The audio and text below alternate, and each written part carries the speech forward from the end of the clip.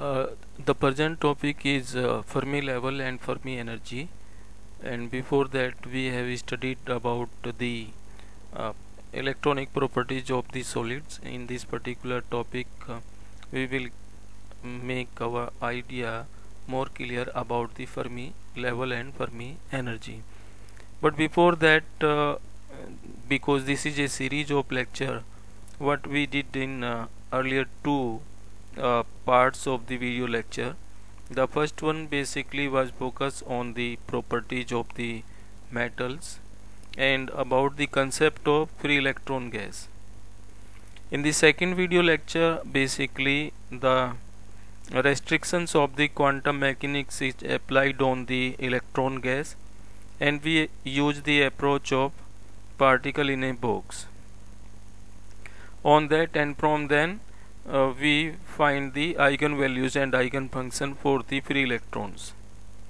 So this was the concept, and now in this third part of this video lecture I have to discuss about the Fermi level. So as one knows that electrons are fermions which obey the Pauli exclusion principle. So at absolute zero temperature, all the energy levels below a certain level will be filled with electrons, and the levels above this will be empty. So in this statement, what is the important point? That is the absolute temperature, and temperature is basically 0 Kelvin. So at this particular 0 temperature, the energy levels below a certain level will be filled completely, and above that level will be empty. So this is the boundary, and this energy level basically divide the two states. One, those are completely filled, and others are empty, completely empty. This level is basically assigned with the name of Fermi level, and the corresponding energy of this level is known as Fermi energy, that is basically symbolized by EF. So this is the first point, and the importance of Fermi energy level. So we are just discussing about the free electron gas, where we have considered that these electrons are free to move here and there, and there is no potential inside the metal. Outside or at the boundary electron, or these free electron basically feel the higher potential, and because of that they cannot leave the surface. These were the two restrictions on the concept on these electrons. These were the boundary conditions, right? So in metals, electrons have not uniform velocity. This is the first point, because in the metals all these electrons don't have same momentum, and because of that the velocity will be different. So ideally not uniform velocity, that is represented by the length of the vector in this particular figure. So large length of the vector represent the high momentum, and small length is the small momentum. So velocity of these electrons vary from lowest to the maximum value. A definite range of momentum in metal, and that range basically is decided by the Fermi level. So consider, if I hope this point is clear after this particular discussion, that electrons don't have uniform velocity. It basically varies from 0 to Vf, and Vf is the velocity in the Fermi energy level. So in earlier slide I have discussed about the Fermi energy level, that this is the extreme energy level which basically decide that all these energy states are filled by the electrons at absolute zero temperature. So in that particular situation this is true. So electrons will have a range of the energy up to the Vf, and obviously that will be energy. If we are talking about the energy, that will vary from 0 to Ef, and similarly for the momentum. So now consider n free electrons are in a box at absolute temperature. In ground state, these electrons may occupy different energy states, which can be so in momentum space, that is known as k space. The one can understand the idea of momentum space or k space similar to the coordinate space, as you see in XYZ any event.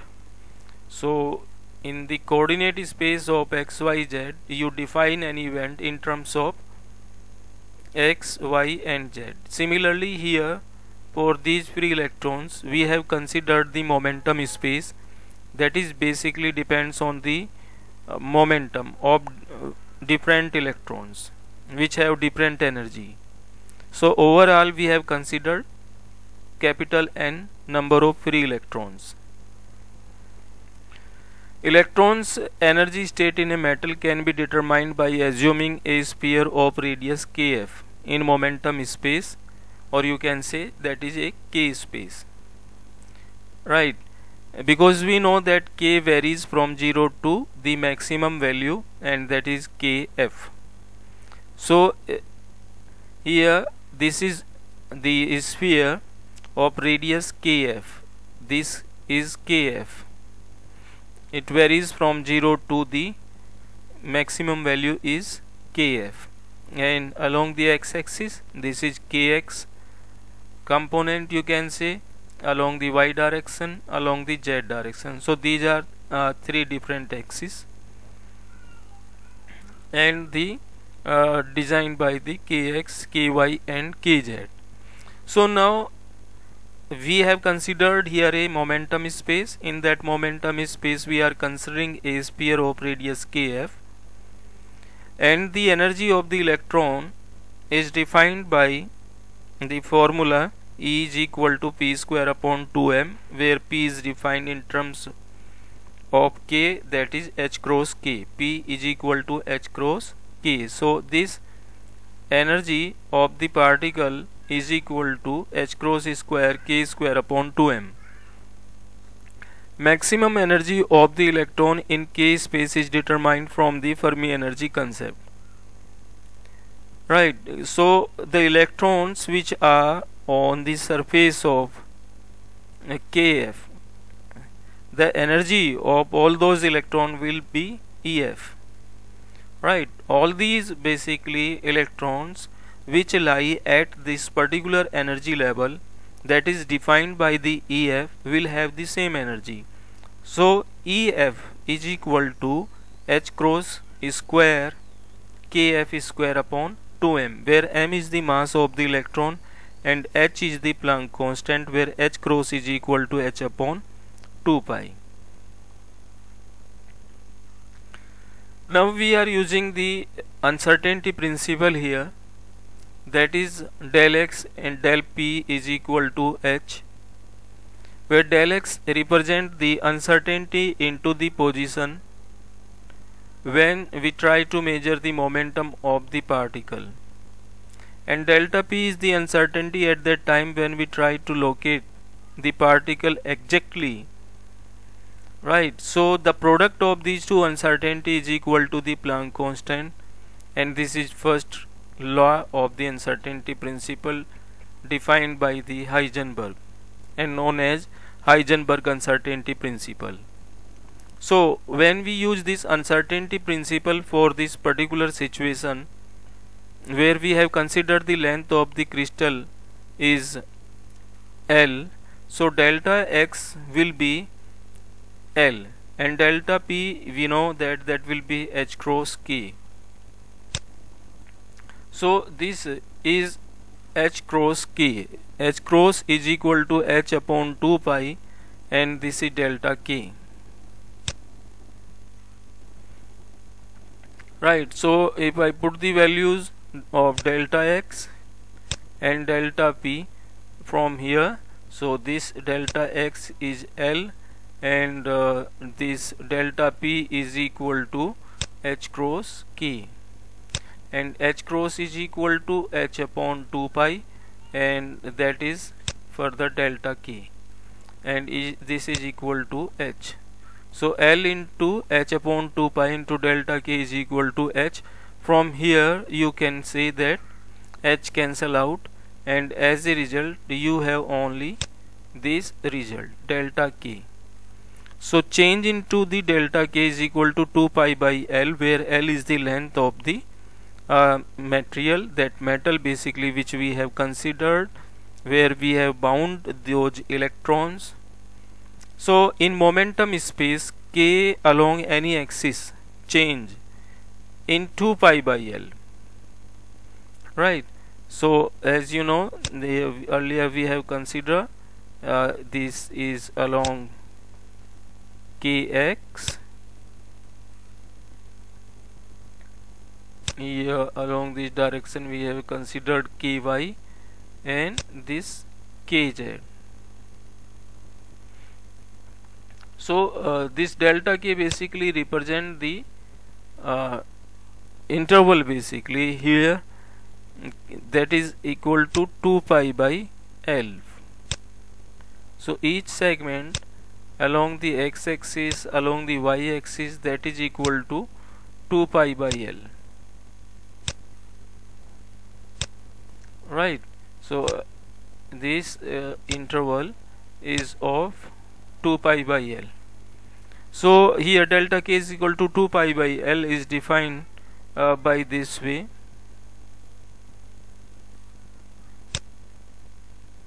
That K2 minus K1 is equal to 2 pi by L. K2 minus K1 indicate to the delta K, and similarly K3 minus K2 successive interval is equal to 2 pi by L along the x-axis, along the y-axis, and along the z-axis. So K1 is equal to 2 pi by L, K2 is equal to 4 pi by L, K3 is equal to 6 pi by L, it means, right? So we have an idea about the variation of K, that is uniform along the x direction, y direction, and z direction. So delta K is equal to 2 pi by L. Now in momentum space, this 2 pi by L is the length along Kx, Ky, and Kz direction, right? So this is a sphere in momentum space where Kf is the radius, right? So if there are basically defined these distances 2 pi by L along the x-axis, and similarly here 2 pi by L, and along the z-axis, that is 2 pi by L. So if I join all these basically points, so it indicate to the plane, one along the xy, and second is this yz, and the third one is along the this plane K, X, and Z. So when I join all these three faces, so it is equivalent to a cubic cell. So now you can further see that the volume of one cell in K space is 2 pi by L cube, where 2 pi by L is a one side. So here by using that idea, what we are just trying to do, we are just trying to find out the volume of a cell, right? And that cell represent to the energy state in which electrons basically are occupied. And now the next point, first what we did, we just try to find out the volume of one cell in K space, and that is 2 pi by L cube. And next we just try to find out the volume of the sphere in k space that is of radius kf. So the volume of this sphere will be equal to 4 pi by 3 pi kf cube. So I have to find out that how many cells can exist into this sphere. So for that, what I have to do, I have to just divide the total volume of the sphere by the one cell. So by this way I can find out the number of energy cell or energy state. So this is the way to find the energy states. So volume of a sphere divided by volume of a cell. Now the total number of energy states will be equal to 4 pi by 3 pi kf cube upon 2 pi l cube. So according to the Pauli exclusion principle, further, no more than 2 electron can exist in one energy state, right? So all the 4 quantum numbers could not be same for 2 electrons. So n is the principal quantum number first, L is second, Ml and Ms. These are 4 quantum numbers. So if 3 quantum numbers are same for the 2 electrons, the fourth one is spin quantum number will be different. And so here we did not consider that concept. So now we are introducing this concept that these are the total number of energy states, and in each state one electron basically can exist. So according to the Pauli exclusion principle, by using this concept we are multiplying it by 2. So one can find out the total number of the electrons in those particular energy states. One with spin up, that is ms plus 1 by 2, and second is ms minus 1 by 2. So nf is equal to 2 multiplied by this factor, right? And now this is, after simplification, n is equal to v upon 3 pi square into kf cube, where v is equal to L cube, where v is the volume that is defined by the L cube. So we have considered here it. So kf cube is equal to, if we have to find out the value of kf, then we have to simplify it again. So kf is equal to 3n pi square upon v and 1 by 3 of it. So here we have find out the total number of electrons that is represented by capital N in terms of V and kf, and here kf again in terms of N and V. So one can say that kf depends only on the ratio of number of electrons and the volume of the cell. So that is number of electrons per unit volume. So kf does not depends on the mass of the electron. Kf is the momentum at the Fermi energy level, and it does not depends on the mass of the electron. It is independent from the mass of the particle. So these were two mathematical result. One is for the N and second is for the kf. Now we know the Fermi energy, that is defined by h cross square upon 2m into kf square. So if I have to find out EF, then I can put the value of kf here. But before that, if suppose I have to find out the velocity of the particle, these free electrons, then I have to use this formula of EF is equal to 1 by 2 mvf square, where Vf is the velocity of electron at Fermi level. So now comparing these two parts of energy, 1 by 2 mvf square is equal to h cross square kf square upon 2m. So by comparing these two results, by putting the value of kf in this equation from here, so one can find out the velocity at the Fermi level of electrons, that is h cross upon m into 3n pi square upon v raised power 1 by 3. So by this way one can find out the energy, momentum, velocity of the particle. So these result basically are summarized here. So how one can find out the total number of the electrons or number of the states, because this n came from the density of the states. Here n is the result of 2 multiplied by the density of states, right? And kf is equal to 3n pi square upon v raised power 1 by 3, that is independent from the mass. And again velocity in terms of h, m, n and v. So all these characteristics of the particle, of a free particle, one can explain from here, or one can determine all these things basically for a free electron.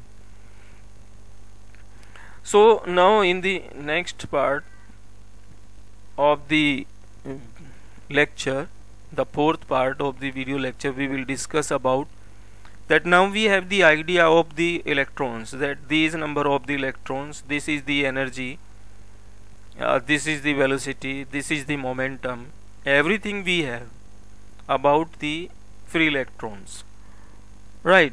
So by using these characteristics of the electron, one can define the properties of the metal, right? So now in the next part of this fourth part of this series of lecture, we will try to find out the distribution of the electrons in different energy states, which